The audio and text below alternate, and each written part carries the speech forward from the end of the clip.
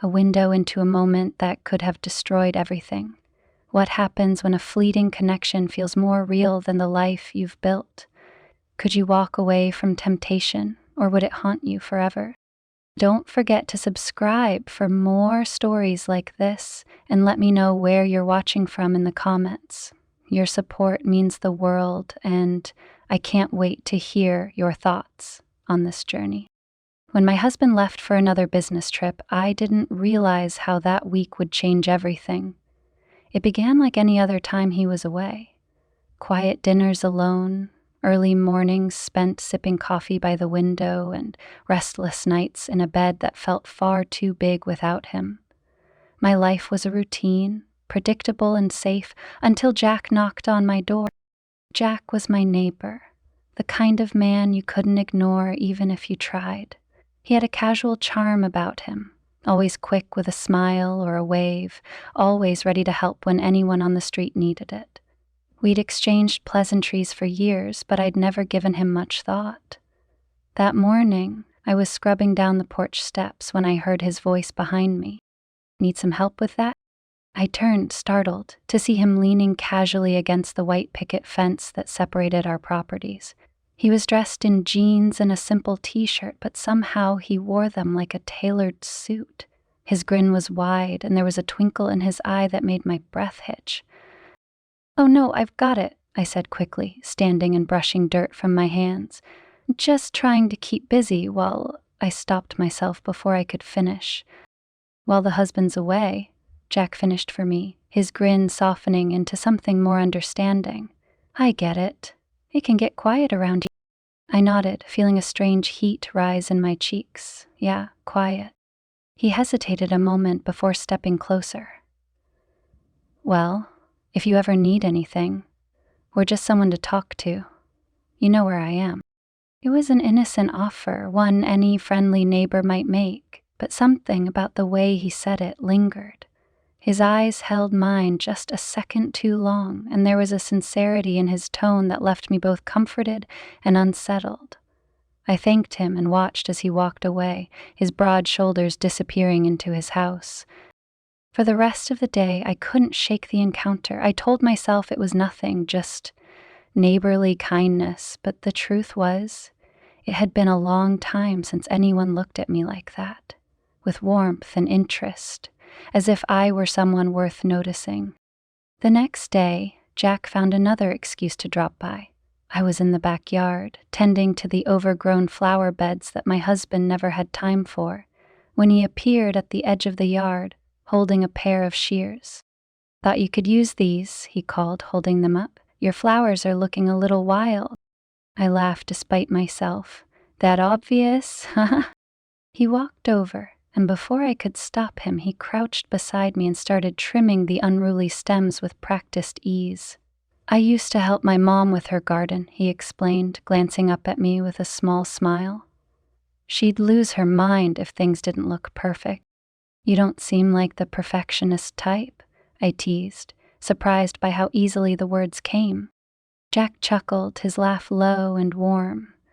"Not really, but I guess some habits stick." For the next hour, we worked side by side, talking about everything and nothing.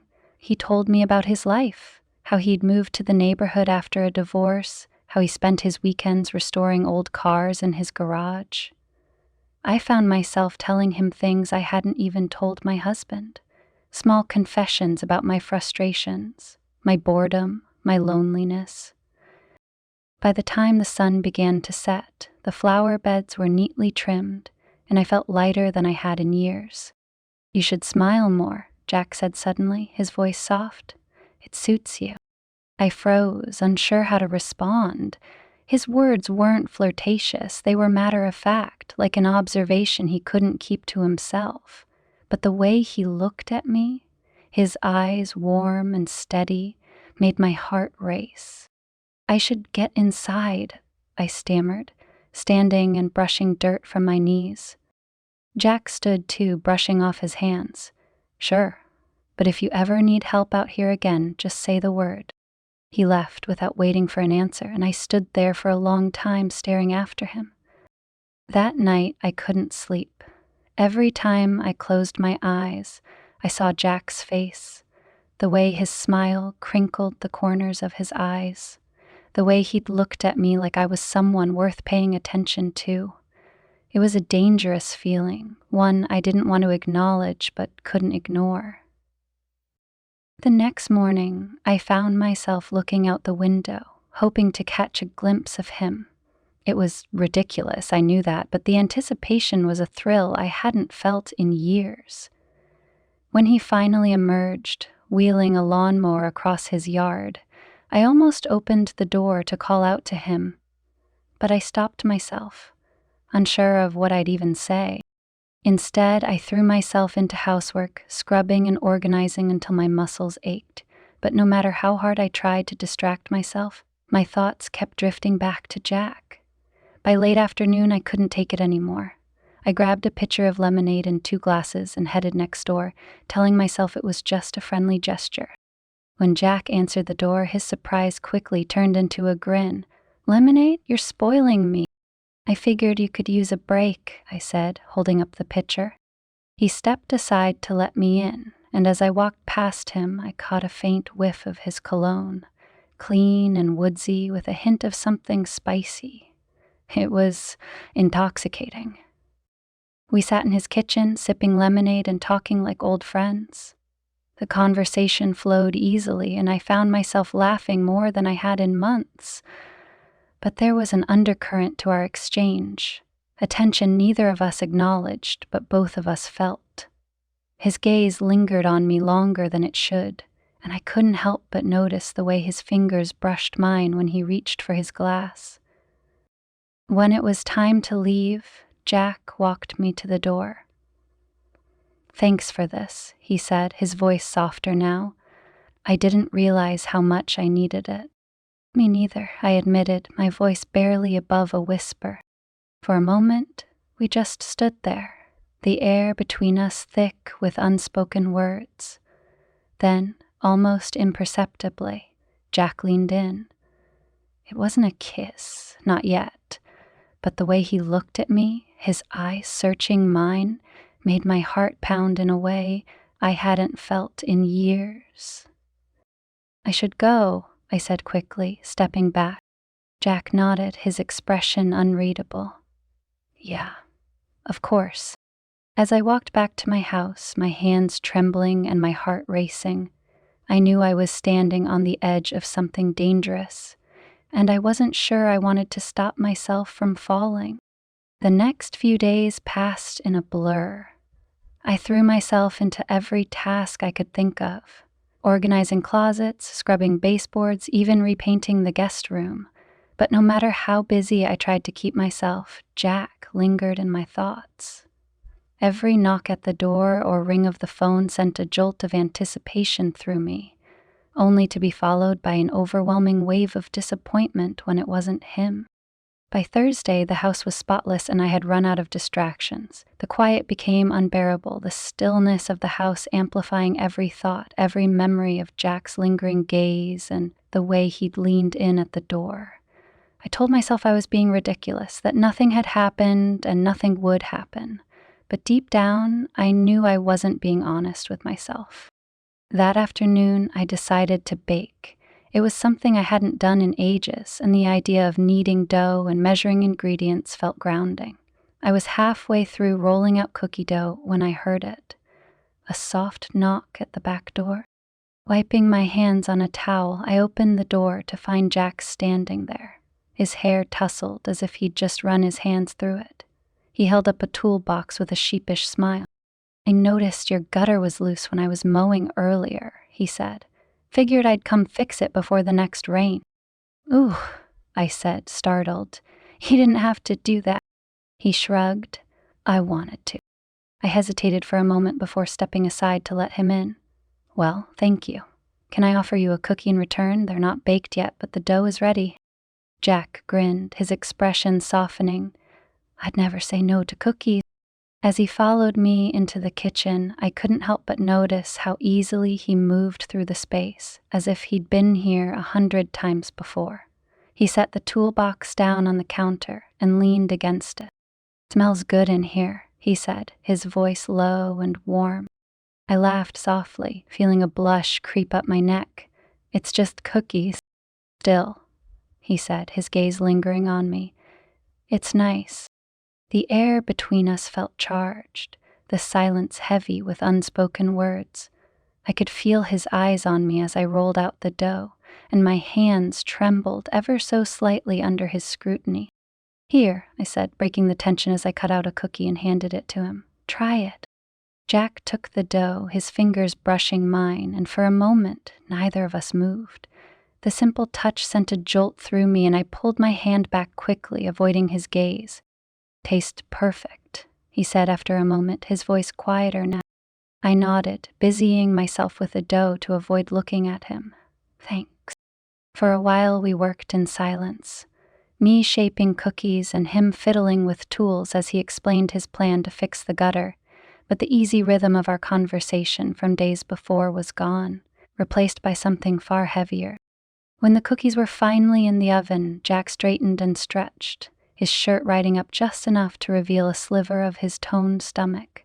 I quickly looked away, pretending to adjust the oven timer. I should get to that gutter, he said, his voice snapping me out of my thoughts. Of course, I said, forcing a smile. Let me know if you need anything. As he stepped outside, I exhaled deeply, my heart pounding in my chest. I couldn't keep denying it. There was something happening between us, something I didn't know how to stop.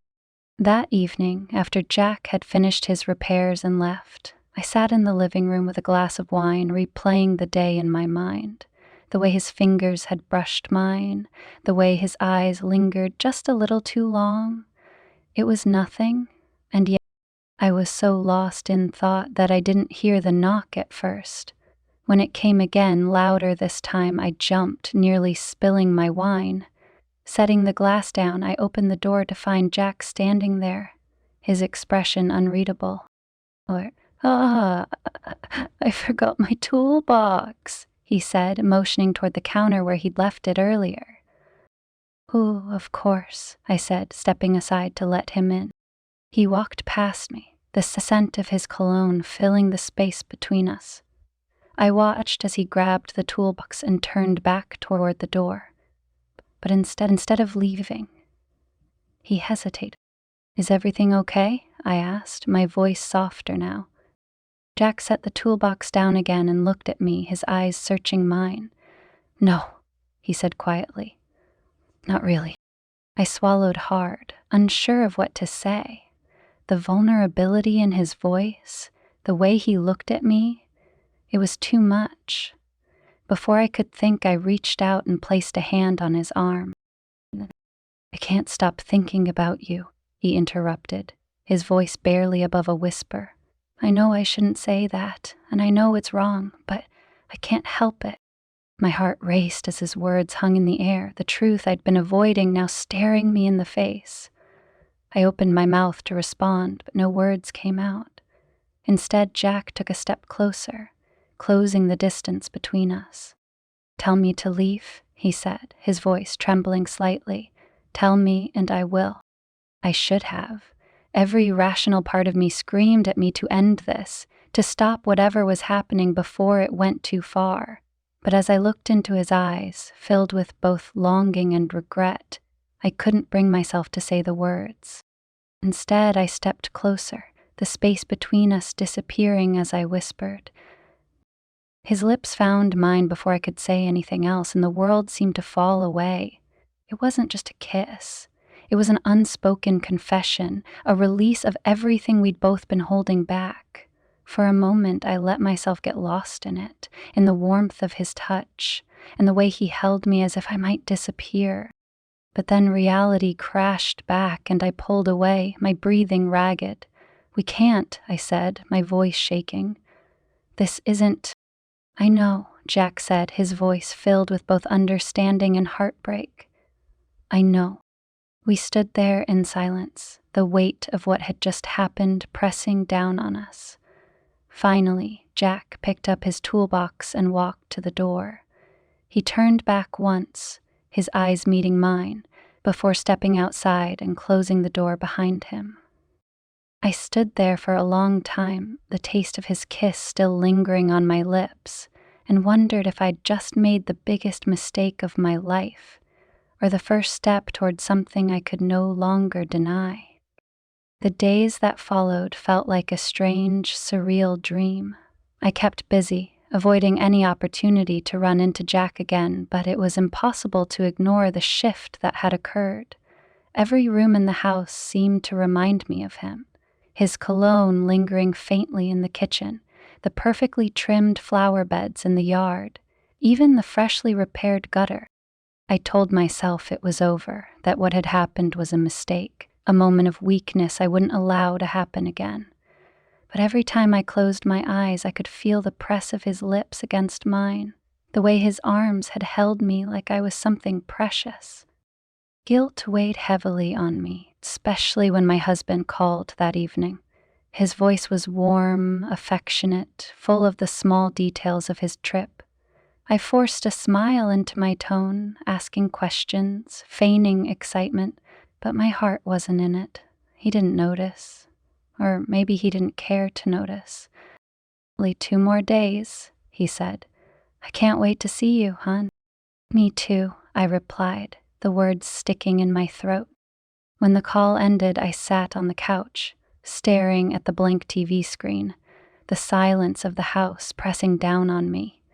I should have felt relieved that he'd be home soon, that things would return to normal. But instead, all I felt was dread. The following afternoon, I couldn't avoid Jack any longer. I was on the porch, sweeping away fallen leaves, when I saw him step out of his house. For a moment, I froze, hoping he wouldn't see me, but of course he did.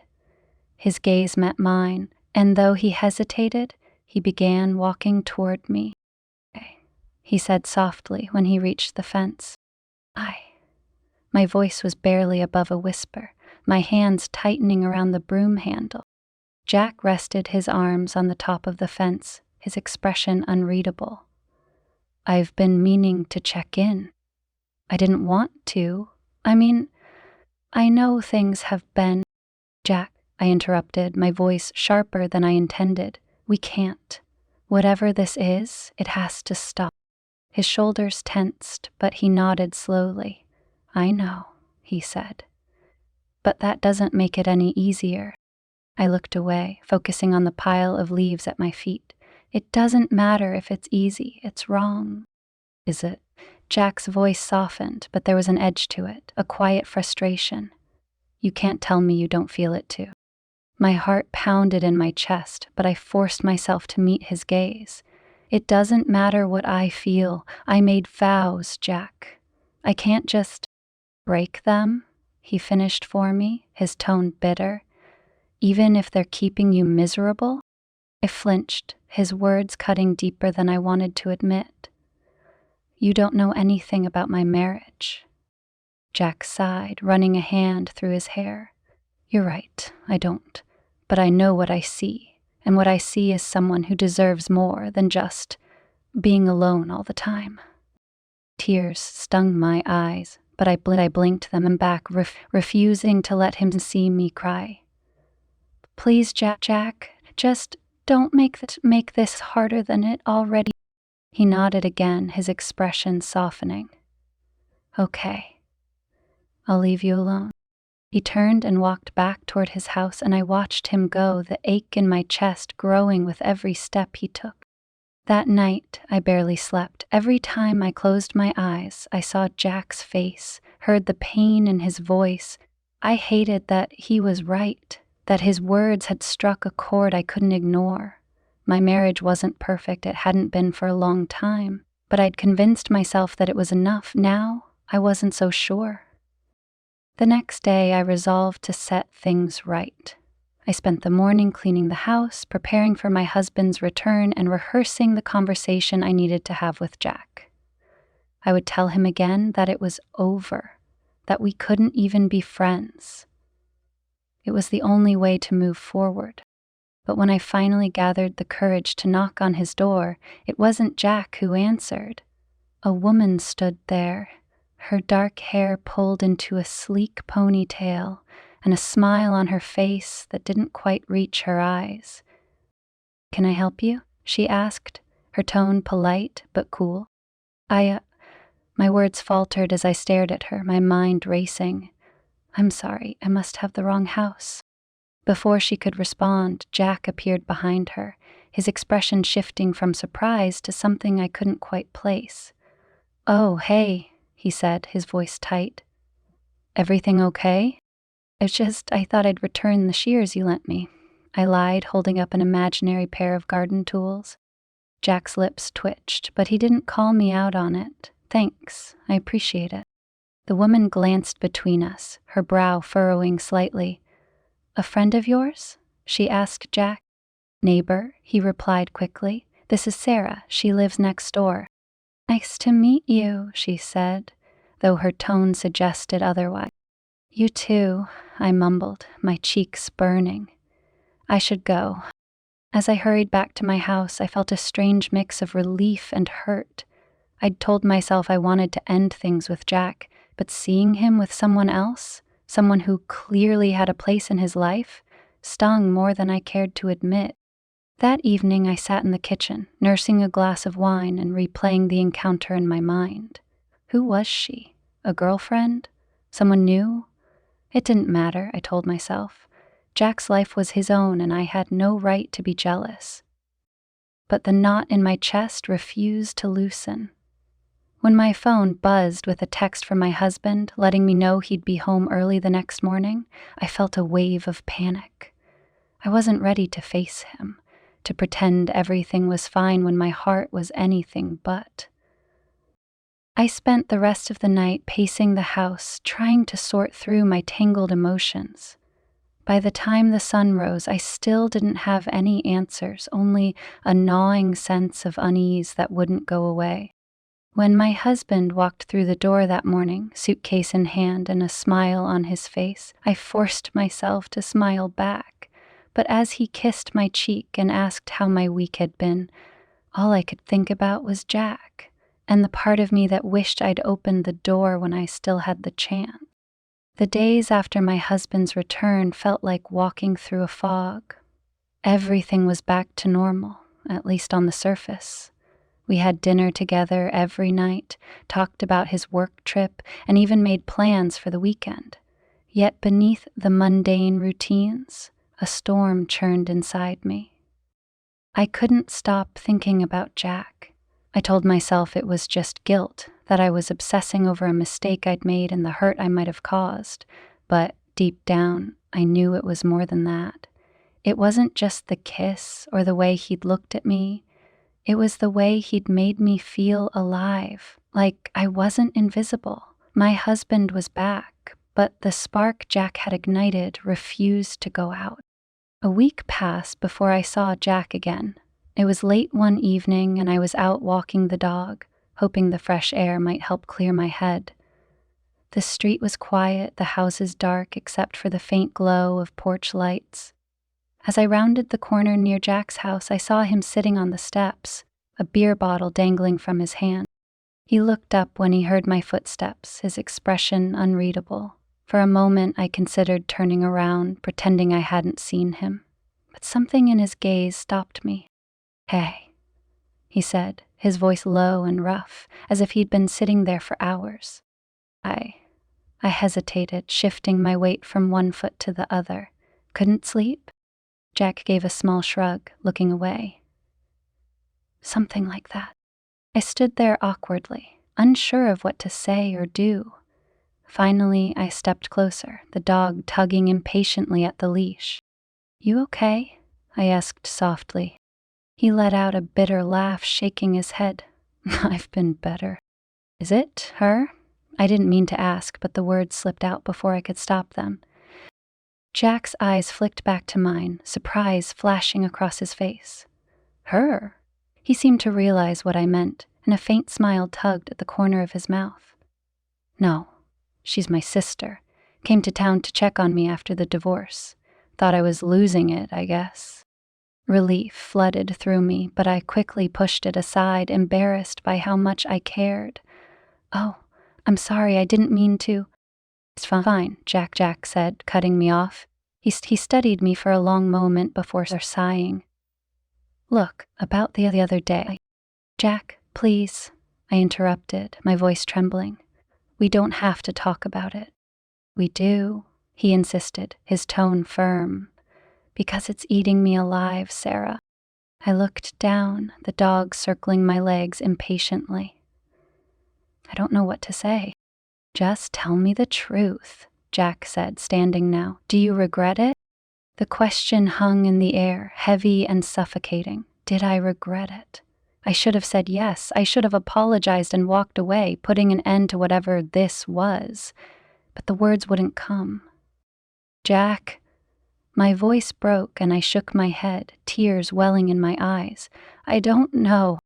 He stepped closer, his expression softening. I'm not asking you to leave your husband. I know you won't, and I wouldn't want you to. But I need to know if you felt it too, if I wasn't just imagining it. I swallowed hard, the lump in my throat making it difficult to speak. I did, I whispered. But that doesn't make it right. Jack nodded slowly, as if he'd expected my answer but still hoped for something else. I know, he said quietly. I can't stop thinking about you. Jack, please, I begged, my voice shaking. Don't make this harder than it already is. For a moment he didn't respond, his eyes searching mine. Then he stepped back, shoving his hands into his pockets. You should go, he said, his voice hollow. Before I say something I can't take back. I nodded, my heart aching as I turned and walked away, the dog tugging me forward.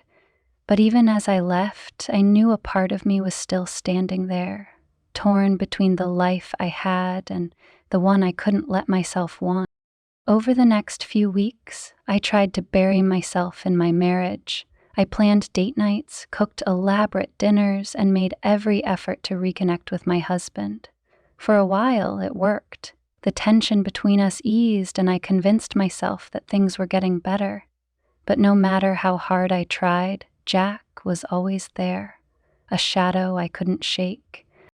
One evening, as my husband and I sat on the couch watching a movie, my phone buzzed on the coffee table. I picked it up absent-mindedly, expecting a text from a friend or a social media notification. Instead, my breath caught in my throat. Jack, can we talk just once? I stared at the message, my heart pounding. I should have deleted it, should have ignored it. But instead, I found myself typing a response. Me, I can't, it's not a good idea. His reply came almost immediately. Jack, I just need to say goodbye, that's all. Goodbye. The word sent a pang through my chest. Maybe that was what I needed too, closure. An end to this mess so I could move on with my life. Before I could stop myself, I typed out a single word. Me. Okay. The next afternoon, I found myself standing in Jack's backyard, my arms wrapped tightly around myself as I waited for him. He emerged from the house a moment later, his expression unreadable. I wasn't sure you'd come, he said, stopping a few feet away. Neither was I admitted. For a long moment, neither of us spoke. The tension between us was palpable, the silence heavy with everything we couldn't say. Finally, Jack broke the silence. I just wanted to say, I'm sorry, he said, his voice soft. Jack, you don't have to. I do, he insisted. You have a life, a husband, a home. I don't want to ruin that for you. My throat tightened, and I blinked back tears. You didn't ruin anything, I said, though we both knew it wasn't entirely true. Jack nodded, his gaze dropping to the ground. Take care of yourself, Sarah. And if you ever need someone to talk to, I'm here. Always. I opened my mouth to respond, but the words wouldn't come. Instead, I stepped forward and hugged him. A brief, desperate embrace that felt both like a goodbye and a plea to stay. When I pulled back, Jack smiled faintly, though his eyes were full of pain. "Goodbye, Sarah," he said. "Goodbye," I whispered, my voice barely audible. As I walked away, tears streaming down my face, I knew this was the end. But the ache in my chest told me it wasn't the closure I'd hoped for. It was just another scar to carry with me, a reminder of what could have been, but never should be. The days turned into weeks, and life seemed to settle back into its routine. My husband never suspected a thing, and I told myself over and over that I had made the right decision. Jack and I avoided each other, keeping to our own lives, and though I sometimes caught glimpses of him from my window, we never spoke again. But the distance didn't make it easier. If anything, the silence amplified the ache. Every small reminder, a tool left behind in the yard, the repaired gutter that still worked perfectly, brought a pang of regret and longing. I knew I should be relieved, even grateful that Jack had respected my boundaries. Instead, I felt like a piece of me had been left behind in his backyard that day.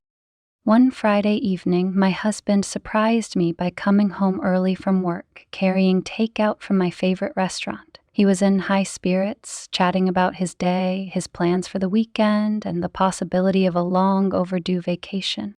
"You've been working so hard," he said as he set the table. "I think it's time we took a break, just the two of us.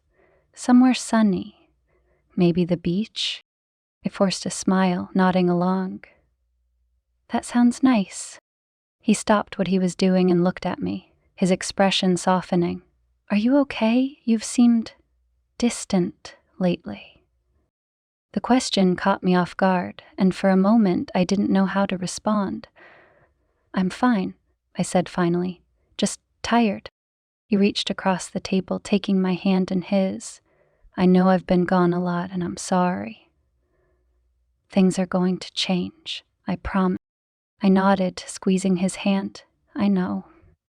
But as we sat down to eat, I couldn't help but wonder if his promise was enough. Could things really change? Could we rebuild the connection we'd lost? Or had too much damage already been done? The next morning, I woke early and decided to go for a walk. The neighborhood was quiet, the streets bathed in the soft glow of dawn. As I rounded the corner near Jack's house, I hesitated, my heart clenching when I saw a moving truck parked in his driveway. Jack was outside, directing the movers as they carried boxes to the truck. He looked up and saw me, his expression unreadable. For a moment, I considered walking away, pretending I hadn't seen him, but something compelled me to approach. "Moving?" I asked, my voice sounding too casual. Jack nodded, wiping his hands on his jeans. "Yeah, it's time for a fresh start." I swallowed hard, unsure of what to say. "Where are you going?" "Couple towns over," he said. "Closer to my sister. Figured I could use a change of scenery." That's good," I said, forcing a smile. "I hope it works out." Jack nodded, his gaze lingering on me for a moment before he looked away. The silence stretched between us, heavy with everything we couldn't say. Finally, Jack broke it. "Take care of yourself, Sarah," he said quietly. "You deserve to be happy." "You too," I whispered, my throat tightening. "You deserve it too." He smiled faintly, a sad, wistful expression, before turning back to the movers. I stood there for a moment longer, watching as the life we might have had together was packed away, box by box. Then, without another word, I turned and walked home. That evening, I sat on the porch with a glass of wine, watching the sun set over the neighborhood. My husband was inside, working on his laptop, his presence a comforting hum in the background. I thought about everything that had happened, about Jack, about the choices I'd made, and about the life I had chosen to keep. I would never forget Jack. He had been a moment of clarity in the haze of my routine, a reminder of the parts of myself I had let go, but he was also a lesson, a painful, beautiful lesson about what it meant to truly live, to take risks, and to confront the truths I had been too afraid to face. As the stars began to dot the evening sky, I leaned back in my chair and took a deep breath. My heart still ached, but it was a quiet ache now, something I could carry without letting it consume me. Jack was gone, and though I would miss him, I knew it was for the best. I turned my attention to the warm light spilling from the windows of my home. My husband was still inside, still here, still willing to try. And maybe, just maybe, so was I. As I sat alone on the porch, the quiet of the evening settling around me, I allowed myself to reflect on everything that had unfolded. It felt as though I had lived two lives over the past few weeks, the one everyone could see and the one I kept hidden deep within myself. The life with my husband, safe and familiar, and the fleeting connection with Jack, which had felt like a burst of light in the middle of a long, dark tunnel. Jack had made me confront things I hadn't been willing to face. For years I had told myself that being content was enough, that the spark we once had would return eventually if I just kept waiting. But Jack's presence had shaken me, made me realize how much of myself I'd been holding back. His attention, his warmth, his ability to see me for who I truly was. It had awakened something I didn't know I had lost, and that terrified me. I thought about my marriage, about the promises I had made. Those vows weren't just words. They were the foundation of a life we had built together. But what happens when the foundation starts to crack? Was it selfish to admit I wanted more, that I needed more? Or was that simply the price of being human, of growing and changing in ways we can't always predict? My husband wasn't a bad man. He was kind, hardworking, and dependable, the kind of person you could count on when the world felt uncertain. But somewhere along the way, we had stopped counting on each other. We had grown so used to the routines, the quiet distance, that neither of us had noticed how far apart we had drifted. What Jack had given me was a glimpse of what could be, a life filled with passion, with laughter, with the kind of connection that made you feel alive. But it wasn't real. Not really. It had been built on stolen moments and unspoken words, a fantasy that could never survive the reality of everyday life. I loved the idea of Jack, but I didn't know if I loved him. I wasn't sure I ever would. What I did know was that I had a choice. I could let those fleeting moments define me, or I could use them as a wake-up call, a chance to reclaim the parts of myself I had forgotten. My marriage wasn't perfect, but it wasn't beyond saving. And if I truly wanted to be happy, I needed to stop waiting for things to change on their own. I needed to fight for the life I wanted. As the stars filled the sky, I made a promise to myself. I would be honest, with my husband and with myself. I would confront the cracks in our foundation, no matter how painful it might be, and I would remember Jack, not as a mistake, but as a catalyst, someone who had reminded me of my worth and the importance of living fully. When I finally stood to go inside, I felt lighter. The ache in my chest was still there, but it had shifted, softened into something I could carry. I didn't know what the future held, but for the first time in a long time, I felt ready to face it. Not with fear, but with hope. And